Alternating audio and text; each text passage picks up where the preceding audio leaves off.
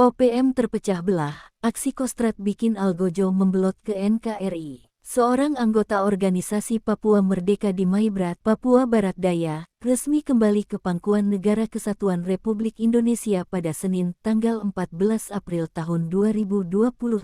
Kembalinya anggota berinisial YSA ini menjadi salah satu bukti keberhasilan TNI menciptakan situasi damai di Papua. Kepulangan YSA, yang sebelumnya tergabung dalam kelompok bersenjata pimpinan Z-Fatem, dipicu oleh tekanan internal dan kondisi hidup yang semakin sulit di hutan. Perpecahan dalam kelompok serta dominasi wilayah oleh Satuan Tugas Pengamanan Perbatasan Mobile Unif 501, Baikostrat turut mendorong YSA meninggalkan perlawanan bersenjata dan kembali ke NKRI. YSA mengikuti prosesi pemutihan di TK Fuok, Maibrat, yang dihadiri berbagai elemen penting, termasuk aparat pemerintah daerah, tokoh adat, dan tokoh masyarakat. Acara ini menjadi simbol penerimaan dan dukungan terhadap proses reintegrasi mantan anggota separatis ke dalam kehidupan masyarakat sipil. Keberhasilan ini merupakan hasil nyata dari kombinasi strategi militer dan pendekatan humanis yang diterapkan oleh Satgas Yunif 501, BAI. Selain menjalankan operasi ofensif untuk mempersempit ruang gerak kelompok separatis, Satgas juga aktif membangun kepercayaan masyarakat melalui berbagai kegiatan teritorial, seperti pembangunan jembatan di Kampung Fuok serta pelayanan kemanusiaan lainnya.